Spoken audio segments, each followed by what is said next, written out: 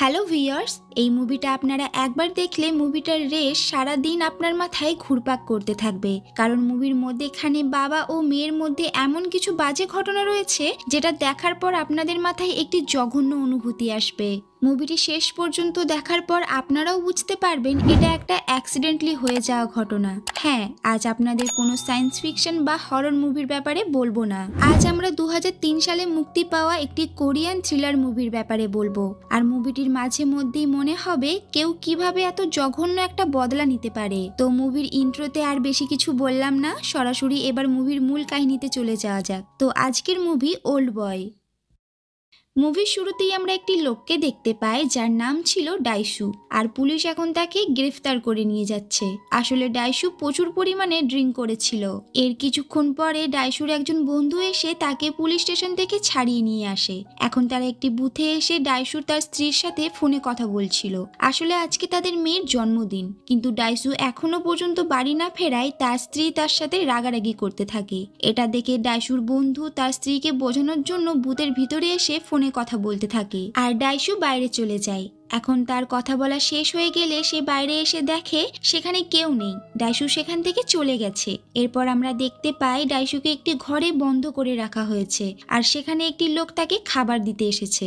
ডাইসু তাকে জিজ্ঞেস করে, আমি এখানে কিভাবে আসলাম আর আপনি কে? কিন্তু সেই লোকটি তাকে কোনো উত্তর না দিয়েই সেখান থেকে চলে যায়। ডাইসু এখন বুঝতে পারছিল না যে সে এখানে আসলো কিভাবে। আসলে তাকে বন্দি করে রাখা হয়েছে। এখন ডাইসু দেখে যেই ঘরে তাকে রাখা হয়েছে সেখানে সবকিছু আছে, যেমন একটি খাট, টিভি, বাথরুম, সব ব্যবস্থা ছিল সেই ঘরের মধ্যে। এরপর ওই ঘরের মধ্যে মাঝে মাঝে এক রকমের ধোঁয়া পাস করা হতো, আর ডাইসু ওই ধোঁয়ার গন্ধে অজ্ঞান হয়ে যেত। আর সেই সময় কয়েকজন এসে তার চুলদাড়ি কেটে তাকে পরিষ্কার করে দিত, আর খাওয়ার জন্য তাকে সবসময় মোমো দেয়া হতো। আর এভাবেই 1 বছর কেটে যায়। এরপর একদিন সেই লোকগুলো ডাইসুর কাছে এসে তার শরীর থেকে একটু রক্ত এবং তার ব্যবহার করা একটি কাচের গ্লাস নিয়ে যায়। তার কিছুদিন পরে ডাইসু টিভিতে খবর দেখতে থাকে। তখন সে দেখে তার স্ত্রীকে খুন করা হয়েছে, আর সেই জায়গায় ডাইসুর রক্ত এবং ওই কাচের গ্লাসটি পাওয়া গেছে। আর পুলিশ এসব দেখে তদন্ত করে বুঝতে পেরেছে যে ডাইসু তার স্ত্রীকে মেরে পালিয়ে গেছে। এটা দেখে ডাইসু চিৎকার করে কান্না করতে থাকে, কারণ সে তো কিছুই করেনি আর তার কোনো দোষ নেই। তাই ডাইসু ভাবতে থাকে যেভাবেই হোক তাকে এখান থেকে বের হতে হবে। তাই সে সেখানে থাকা চপস্টিক দিয়ে ঘরের দেওয়াল ভাঙার চেষ্টা করতে থাকে, কিন্তু এভাবে তো দেওয়াল ভাঙা যায় না। তাই সে প্রত্যেক বছর কাটানোর সাথে সাথে একটি স্প্রিং দিয়ে নিজের হাত কেটে ট্যাটু করত আর ডায়েরি লিখত। সেখানে সে আগে কি কি খারাপ কাজ করেছিল সে সব লিখতে থাকে। কিন্তু সে দেখে সে এতটাও কোনো খারাপ কাজ করেনি যেটার জন্য তাকে এত বড় শাস্তি পেতে হচ্ছে। তারপর ডাইসু কিছু জনের নাম মনে করতে থাকে, কিন্তু তার মধ্যে কেউ এমন কাজ করতে পারে বলে তার মনে হয় না। আর এভাবেই ডাইসুর দিন কাটতে থাকে। এখন ডাইসু ওই ঘরের মধ্যেই টিভি দেখে দেখে মারামারি শিখতে থাকে, যাতে সে বাইরে বেরিয়ে তার সাথে ঘটা সবকিছুর বদলা নিতে পারে। আর এভাবেই ডাইসুর জীবনের 15টা বছর নষ্ট হয়ে যায়। এখন সে ওই দেয়ালের মধ্যে একটা ফুটো করে ফেলে, আর সে শুয়ে শুয়ে ভাবতে থাকে আমি আর কিছুদিনের মধ্যেই এখান থেকে বেরিয়ে যাব। আর ঠিক তখনই সেখানে একটি মেয়ে চলে আসে, আর সে ডাইসুকে হিপনোটাইজ করে ফেলে। মেয়েটি ডাইসুকে বলে, তুমি তোমার চারিদিকে এখনই সবুজ ঘাস দেখতে পারবে। আর ডাইসু সেটাই দেখতে পায়। এরপর ডাইসু একটা বক্সের মধ্যে থেকে নিজেকে উদ্ধার করে। 15 বছর পর সে বাইরে আসতে পেরে ডাইসু একটু খুশি হয়। এখন সে সেখান থেকে বাইরে এসে রাস্তার ধারে একটা অ্যাকোরিয়ামের সামনে বসে থাকে। তখনই তার কাছে একটি লোক এসে তাকে একটা মোবাইল এবং একটি মানি পার্স দেয়, আর সেই পার্সের মধ্যে অনেক টাকা ছিল। জিনিসগুলো দেওয়ার সাথে সাথে লোকটি বলে, আমি কে সেটা তুমি জিজ্ঞেস করো না, কারণ আমি তোমাকে কোনো উত্তর দিতে পারবো না। এটা বলেই লোকটা সেখান থেকে চলে যায়। আর ডাইসুও তাকে কিছু জিজ্ঞেস না করেই সেখান থেকে একটি রেস্টুরেন্টে খেতে চলে আসে। সেখানে গিয়ে ডাইসুর একটি মেয়ের সাথে দেখা হয়। মেয়েটি ওই রেস্টুরেন্টে কাজ করত, আর তার নাম ছিল মিডো। মিডো ডাইসুকে জিজ্ঞেস করে, আপনি কি আগে কখনো এখানে এসেছেন? ডাইসু বলে না, কিন্তু কেন? তখন মিডো বলে, আমার আপনাকে চেনা চেনা লাগছে। আর ডাইসুও বলে, আমারও তোমাকে খুব চেনা চেনা লাগছে। এসব কথা বলতে বলতে ডাইসুর কাছে একটা কল আসে। সে ফোনটা রিসিভ করে জিজ্ঞেস করে, আপনি কে আর কেন ফোন করেছেন? তখন ফোনের ওপাশ থেকে লোকটি বলে, তুমিই বলো আমি কে। এরপর ডাইসু অনেকগুলো নাম বলতে থাকে, তখন লোকটি বলে এদের মধ্যে আমি কেউ নই। ডাইশু আবারও জিজ্ঞেস করে কে আপনি? তখন লোকটি বলে আমি কে সেটা জেনে তোমার লাভ নেই, বরং তুমি এটা খোঁজার চেষ্টা করো আমি কেন তোমার সাথে এরকম করেছি। আর সে আরো বলে তুমি তোমার স্কুল লাইফের কথা ভাবতে থাকো, তাহলেই বুঝতে পারবে আমি কে আর কেন তোমার সাথে এরকম করেছি।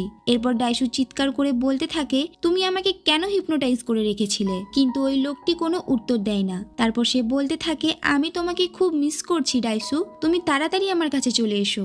এই বলে লোকটি ফোনটা কেটে দেয়। এখন ডাইসু পাগলের মতো একটা জ্যান্ত ক্যাকটাস খেতে থাকে। তখনই মিডো ডাইসুর হাতের উপর হাত রাখে আর ডাইসু অজ্ঞান হয়ে যায়। মিডো ডাইসুর হাতে হাত রাখার পর সে অজ্ঞান কেন হয়ে গেল সেটা আমরা ভিডিওর শেষে জানতে পারবো। এখন মিডো ডাইসুকে তার ঘরে নিয়ে আসে এবং তাকে শুইয়ে দেয়। এখন ডাইসুর কাছে থাকা ওই ডায়েরিটা মিডো পড়তে থাকে, যেটা সে বন্দি থাকার সময় লিখেছিল।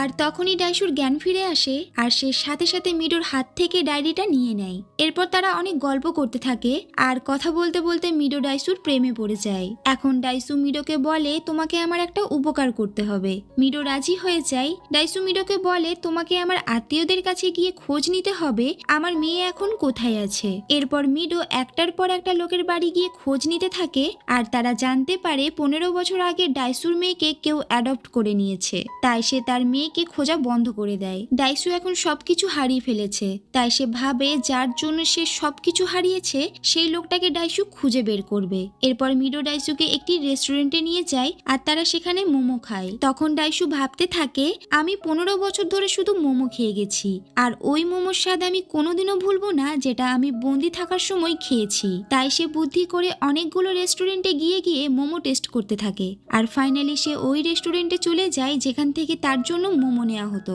ডাইসু সেই মোমোটা খেয়েই বুঝতে পারে এটাই তাকে দেওয়া হতো। এরপর ডাইসু দেখে ওই রেস্টুরেন্টের একটি ডেলিভারি বয় কোথাও একটা মোমো ডেলিভারি করতে যাচ্ছে। এটা দেখে ডাইসু তার পিছু করতে থাকে আর পিছু করতে করতে সে ওই জায়গায় পৌঁছে যায় যেখানে তাকে 15 বছর ধরে আটকে রাখা হয়েছিল। এখানে এসে ডাইসু দেখে এটা একটা প্রাইভেট জেল যেখানে টাকার জন্য লোকেদের বন্দি করে রাখা হয়। ডাইসু এখন ওই জেলের ওনারকে জিজ্ঞেস করে আমাকে কে এখানে আটকে রেখেছিল আর কেনই বা রেখেছিল। তখন ওই ওনারটি তাকে বলে আমি এসব কিছুই জানি না, লোকটির সাথে শুধুমাত্র আমার ফোনে কথা হয়েছে আর ওনার সাথে আমার কখনো সামনাসামনি দেখাও হয়নি, কিন্তু আমার কাছে ওনার সাথে কথা বলার কল রেকর্ড আছে। কিন্তু ডাইসু তার কথা বিশ্বাস করে না, তাই সে রেগে ওই ওনারের দাঁতগুলো একটা একটা করে ভেঙে ফেলে। এরপর সে ওই কল রেকর্ডিং এর টেপটা সেখান থেকে নিয়ে বেরিয়ে যেতে থাকে আর ঠিক তখনই সেখানে কিছু লোক এসে ডাইসুকে মারতে থাকে। কিন্তু ডাইসু যেহেতু ফাইট করার প্র্যাকটিস করেছিল তাই সে ওই সব লোকেদের একটা হাতুড়ি দিয়ে মেরে ফেলে, কিন্তু ডাইসুও কিছুটা আহত হয়ে যায় আর সে রাস্তায় এসে লুটিয়ে পড়ে। তখন একটি লোক তাকে গাড়িতে উঠিয়ে দেয় আর ডাইসুর ঠিকানাটা ওই গাড়ির ড্রাইভারকে দিয়ে দেয়। ডাইসু এতে একটু আশ্চর্য হয় কারণ সে ওই লোকটাকে চিনতো না। সে ভাবে তার ঠিকানা এই লোকটা জানলো কি করে। তখন ওই লোকটি যাওয়ার আগে ডাইসুকে বলে গুড বাই ডাইসু। তখন ডাইসু এতে আরো অবাক হয়ে যায়। ডাইসু লোকটাকে জিজ্ঞেস করতে যাবে আপনি কে, কিন্তু তখনই সে অজ্ঞান হয়ে যায়। এরপর যখন তার জ্ঞান ফিরে আসে তখন সে দেখে মিডো তার পাশে ঘুমাচ্ছে আর সে ডাইসুর আহত জায়গাতে ব্যান্ডেজ করে দিয়েছে। এখন ডাইসু ওই কল রেকর্ডিং গুলো শুনতে থাকে। সেখানে বলা হয়েছে ডাইসু খুব কথা বলে তাই আমি তাকে বন্দি করেছি। এটা শুনে ডাইসু বুঝতে পারে হয়তো তার চেনা কেউ তার সাথে এরকম করেছে। এরপর ডাইসু তার সেই বন্ধুর সাথে দেখা করতে যায় আর তাকে সে সবকিছু খুলে বলে। এখন ওই লোকটি ডাইসুকে বলে তুমি তোমার চেনা পরিচিত আর বন্ধুদের মধ্যে খোঁজ করতে থাকো, আমার মনে হচ্ছে যে এসব করছে সে তোমাকে খুব ভালোভাবে চেনে। এরপর ডাইসু তার বন্ধুর কম্পিউটারে তার ইমেল আইডিটা অন করে এবং দেখে তার আইডিতে একটি মেইল এসেছে, সেখানে একটি ঠিকানা দেওয়া আছে। এখন ডাইসু সেই ঠিকানায় চলে যায় এবং সেখানে গিয়ে দেখে যেই লোকটি তাকে বন্দি করে রেখেছিল সে আর কেউ না তারই ক্লাসমেট আর এই লোকটির নাম হলো লিউজিন। ডাইসু এখন লিউজিনকে মারতে যায়। তখন লিউজিন বলে না না এই ভুলটা তুমি করো না, কারণ আমার হার্ট সার্জারি হয়েছে আর আমার বুকে একটা প্রেস মেকার বসানো আছে। প্রেস মেকার মানে হলো যাদের হার্ট ঠিকঠাক মতো কাজ করে না তাদের হার্টকে এটার সাহায্যে পাম্প করা হয়। লিউজিন বলে তুমি যদি আমাকে মেরে ফেলো তাহলে তুমি জানবে কি করে যে আমি কেন তোমাকে আটকে রেখেছিলাম। তার সাথে সে আরো বলে এই প্রেস মেকারের রিমোটটা আমার কাছেই আছে, তুমি যদি আমাকে কোনো রকম আঘাত করো তাহলে আমি নিজেই এই রিমোট চেপে নিজেকে মেরে দেব। এরপর লিউজিন ডাইসুকে 5 দিন সময় দেয়। সে বলে তুমি যদি নিজের থেকে খুঁজে বের করতে পারো আমি তোমাকে কেন আটকে রেখেছিলাম তাহলে আমি নিজেই নিজেকে শেষ করে ফেলবো। আর যদি না পারো তাহলে আমি মিডোকে মেরে ফেলবো।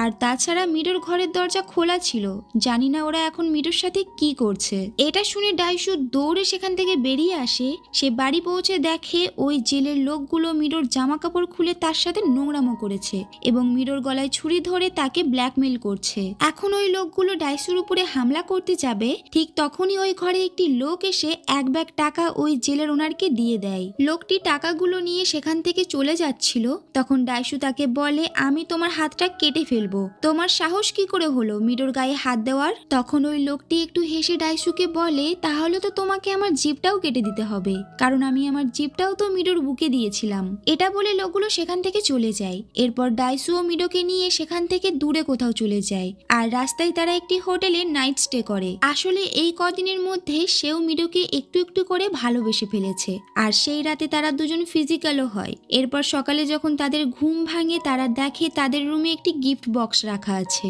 ডাইশু সেটা খুলে দেখে ওই বক্সের মধ্যে জেলের ওনারের কাটা হাত রাখা আছে। ডাইশু এটা দেখে অবাক হয়ে যায়, আর সে ভাবতে থাকে, আমি তো লোকটার হাত কাটার কথা বলেছিলাম, কিন্তু এটা কে করলো? আর আমরা যে এখানে আছি সেটাই বা কে কিভাবে জানলো? তাহলে কি কেউ আমাদের ফলো করছে? তখন ডাইশুর মাথায় আরো একটা বুদ্ধি আসে। সে একটি দোকানে গিয়ে নিজের সমস্ত জামা কাপড় ও জুতো চেক করায়। তখন তার জুতো থেকে অনেকগুলো মাইক্রোফোন বের হয়। এরপর ডাইশু সেগুলো ফেলে দেয়, আর সে মিডোকে নিয়ে তার বন্ধুর কাছে চলে যায়। সেখানে গিয়ে ডাইশু এভারগ্রিন নামের ইন্টারনেটে সার্চ করে। আসলে এই এভারগ্রিন নামের আইডিটা ছিল লিউজিনের। এরপর তারা সেখানে সার্চ করে দেখে evergreen old boys school alumni নামে একটি পেজ আছে। এখন ডাইশু তার স্কুলের কথা ভাবতে থাকে। এরপর সে সেখান থেকে তার স্কুলে চলে যায় এবং স্কুলে গিয়ে সে সমস্ত পুরনো রেকর্ডগুলো চেক করতে থাকে। তখন সে সেখানে লিউজিনের একটি ছবি দেখতে পায়, আর তার পাশে একটা গ্রুপ ছবি ছিল যেখানে একটি মেয়ের মুখ ঢেকে রাখা ছিল। তখন ডাইশু ভাবতে থাকে, এই মেয়েটা কে হতে পারে?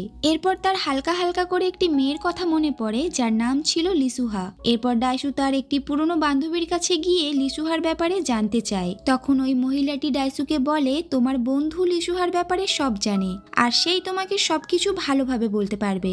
এরপর ডাইশুর সাথে সাথে তার বন্ধুকে ফোন করে লিসুহার ব্যাপারে জিজ্ঞেস করে। তখন তার বন্ধু ডাইশুকে বলে, লিসুহা খুব বাজে একটা মেয়ে ছিল, তার ক্যারেক্টার খুবই খারাপ, সে বিয়ের আগেই প্রেগনেন্ট হয়ে গিয়েছিল, সেই জন্য সে জলে ঝাঁপ দিয়ে সুইসাইড করে নিয়েছে। লিউজিন এই সব কথা উল্টো দিক থেকে শুনছিল। তখন সে ডাইশুর বন্ধুর কাছে এসে তাকে মেরে ফেলে, আর ফোনে ডাইশুকে বলতে থাকে, আমার বোন খারাপ ছিল না, এই বলে সে ফোনটা কেটে দেয়। এরপর ডাইশু তার অতীতের সমস্ত কথা ভাবতে থাকে। তখন তার মনে পড়ে সে ওই স্কুল থেকে ট্রান্সফার হওয়ার আগের দিন লিসুহা এবং লিউজিনকে একটি রুমে ইন্টিমেট অবস্থায় দেখে ফেলেছিল, আর সেই কথাটা সে তার বন্ধুকে বলেছিল এবং তাকে বারণ করেছিল সে যেন এই কথাটা কাউকে না বলে। কিন্তু তার বন্ধু এই ব্যাপারটা সবাইকে জানিয়ে দিয়েছিল। তার সাথে সে আরো বলেছিল যে লিসুহার পেটে তার বয়ফ্রেন্ডের বাচ্চা আছে। লিসুহা এসব অপমান সহ্য করতে না পেরে সুইসাইড করে নেয়। এখন ডাইশুর সবকিছু মনে পড়ে গেছে, তাই সে মিডোর কাছে গিয়ে তাকে সবকিছু বলতে থাকে। তখন মিডো তাকে জিজ্ঞেস করে, লিউজিন তোমাকে 5 দিন সময় কেন দিয়েছে? তখন ডাইশু তাকে বলে, 5 দিন পর লিসুহার মৃত্যু দিন, মানে আজকেই সেই দিনটা। এরপর ডাইশু মিডোকে ওই প্রাইভেট জেলে নিয়ে গিয়ে তাকে একটি রুমে রেখে দেয়। আসলে ওই জেলের ওনারের হাতটা লিউজিন কেটে ফেলেছিল, তাই লিউজিন এখন ওনারের শত্রু হয়ে গেছে। এরপর ডাইশু লিউজিনের কাছে চলে আসে। লিউজিন ডাইশুকে দেখে বলে, তাহলে ফাইনালি তোমার সবকিছু মনে পড়ে গেছে। তখন ডাইশু তাকে বলে, তুমি তো আমাকে হিপনোটাইজ করে আমার মাথা থেকে সব অতীত মুছে ফেলেছো, আর এখন আবার তুমিই আমাকে সবকিছু মনে করতে বলছো? তখন লিউজিন বলে, আমি তোমার মাথা থেকে কিছুই মুছিনি, আসলে তুমি তোমার করা এই কাজটা ভুলে গেছো, আর তুমি আমার বোনকে মেরে ফেলেছো, তোমার জন্য আমার বোন সুইসাইড করেছে। এখন ডাইশু সেখানের একটি দেওয়ালে লিসুয়ার ছবি দেখতে পায়। লিসুয়া যেখানে সুইসাইড করেছিল এই ছবিটা সেখানেই তোলা হয়েছে, আর তার ছবিতে একটা তারিখ লেখা আছে যেটা লিসুহার মৃত্যুর তারিখ। এখন ডাইশু লিউজিনকে বারবার বলতে থাকে, আমি তোমার বোনকে মারিনি, তোমার বোন তোমার জন্য মরেছে, কারণ তুমি তার সাথে নোংরামো করে তাকে ছেড়ে দিয়েছিলে, আর তোমার সন্তান তোমার বোনের পেটে ছিল, তাহলে আমি কি করে তোমার বোনকে মারলাম? লিউজিন ডাইশুর কথা শুনে হাসতে থাকে এবং তাকে একটা বক্স দিয়ে সেটাকে ওপেন ওপেন করতে বলে। ডাইসু বক্সটা খুলে একটা অ্যালবাম দেখতে পায় যেটার মধ্যে তার মেয়ে ও তার স্ত্রীর ছবি ছিল। এরপর ডাইসু একটার পর একটা পাতা উল্টে ছবি দেখতে থাকে, কিন্তু শেষ পাতাতে সে এমন কিছু দেখে যেটা দেখে সে পাগলের মতো করতে থাকে। আসলে সে দেখে শেষ পাতায় তার মেয়ের বড়বেলার একটি ছবি আছে, কিন্তু সেটা আর কেউ নয়, যার সাথে সে ফিজিক্যাল হয়েছে সেই মিডোই ডাইসুর মেয়ে। আর এটা দেখেই ডাইসু পাগলের মতো হয়ে যায় আর সে সেখানে থাকা একটি লোককে মেরে ফেলে। এরপর ডাইসু লিওজিনকে জিজ্ঞেস করে মিডো কি এসব কিছু জানে। তখন লিওজিন তাকে বলে, তুমি কেন মিডোকে ওই জেলে রেখে এসেছো? ওই ওনারের সাথে আমার কোনো ঝামেলা হয়নি। আমি তার হাতটা কেটেছি ঠিকই, কিন্তু তার বদলে আমি তাকে একটা নতুন জেল দিয়েছি। এটা শুনে ডাইসু সাথে সাথে মিডোকে ফোন করে। তখন মিডো তাকে বলে, ওই ওনারটি আমাকে একটি গিফট বক্স দিয়েছে আর সেটা ওপেন করতে বলছে। ডাইসু মিডোকে বলে যে যাই বলুক তুমি ওই বক্সটা ওপেন করবে না, তোমাকে আমার দিব্যি রইল। এরপর ডাইসু লিওজিনের হাতে পায়ে ধরে বলতে থাকে, প্লিজ তুমি মিডোকে কিচ্ছু জানতে দিও না। এরপর সে তার জুতো চেটে দেয়, কিন্তু লিওজিন ডাইসুর কথা মানতে চায় না। এখন ডাইসু তার জিপ কেটে লিওজিনকে দিয়ে দেয় আর এরপর লিওজিন ওই লোকটিকে ফোন করে বলে দেয় সে যেন মিডোকে কিচ্ছু না বলে। তারপর লিওজিন ডাইসুকে বলে, আমি এতদিন শুধু তোমার জন্য বেঁচেছিলাম যাতে আমি বদলা নিতে পারি, আর আজ আমার সেই বদলা সম্পূর্ণ হলো। এখন আমি জানি না আমি কি করে বেঁচে থাকবো। এই বলে সে সেখান থেকে চলে যেতে থাকে। আর যাওয়ার আগে সে ডাইসুকে বলে, লিসুহা আমার কাজিন বোন ছিল ঠিকই, কিন্তু আমি ওকে খুব ভালোবাসতাম আর এখনো বাসি, তাই তুমিও সবকিছু ভুলে মিডোকে নিজের করে নাও। এটা বলে সে সেখান থেকে চলে যাচ্ছিল আর তখনই তার পকেট থেকে ওই প্রেস মেকারের রিমোটটা পড়ে যায়। ডাইসুর সাথে সাথে ওই রিমোটটা নিয়ে প্রেস করে দেয়, কিন্তু লিওজিন এতে মরে না, উল্টে সেখানে থাকা একটি টেপ চালু হয়ে যায়। সেখানে তার আর মিডোর সেই রাতের কথা শোনা যাচ্ছিল যেদিন তারা ফিজিক্যাল হয়েছিল। আর এটা শুনে ডাইসু আরো পাগলের মতো করতে থাকে। এখন ডাইসু আর কথা বলতে পারছে না, কারণ সে তার জিভটা কেটে ফেলেছে। তার মুখ থেকে প্রচুর রক্ত বের হচ্ছে। এদিকে লিওজিন লিফটে ওঠার সময় তার আবারও লিসুহার শেষ দিনের কথা মনে পড়ে যায়। সে ভাবতে থাকে, আমি খুব চেষ্টা করেছিলাম লিসুহাকে বাঁচানোর, কিন্তু সে আমার কোনো কথাই শোনেনি। লিসুহা তাকে বলেছিল, আমি চাই না আমার জন্য আমার পরিবারের সম্মান নষ্ট হোক, তাই আমি নিজেই নিজেকে শেষ করে দেব। এই বলে লিসুহা লিওজিনের হাতটা ছাড়িয়ে নিয়ে জলে ঝাঁপ দিয়ে দেয়। এরপর বর্তমানে লিওজিনও নিজেই নিজেকে গুলি করে মেরে ফেলে, কিন্তু লিসুহা প্রেগনেন্ট ছিল না।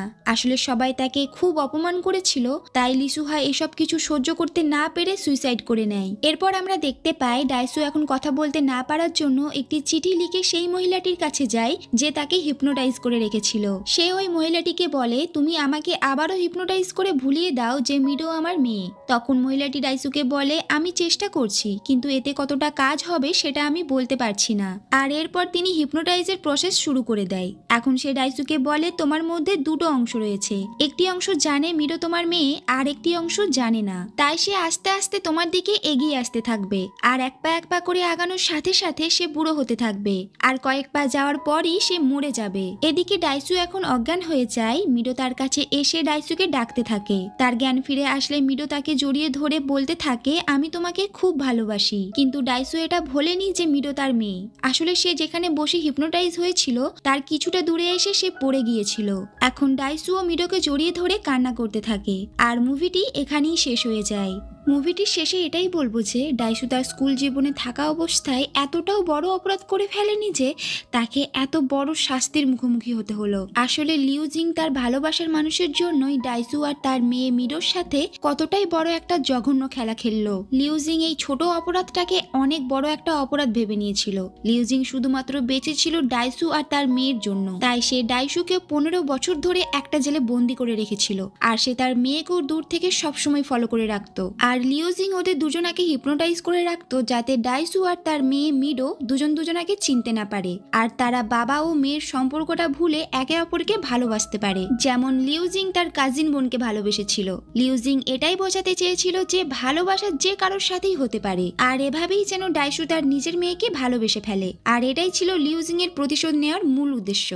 তো মুভিটি কেমন লাগলো অবশ্যই আপনারা কমেন্ট করে জানাবেন। আর ভিডিওটি ভালো লেগে থাকলে একটি লাইক করবেন, আর চ্যানেলে নতুন হয়ে থাকলে চ্যানেলটিকে সাবস্ক্রাইব করে পাশে থাকবেন, যাতে এরকম আরো সুন্দর সুন্দর মুভি এক্সপ্লেনেশন ভিডিও নিয়ে আপনাদের সামনে আসতে পারি।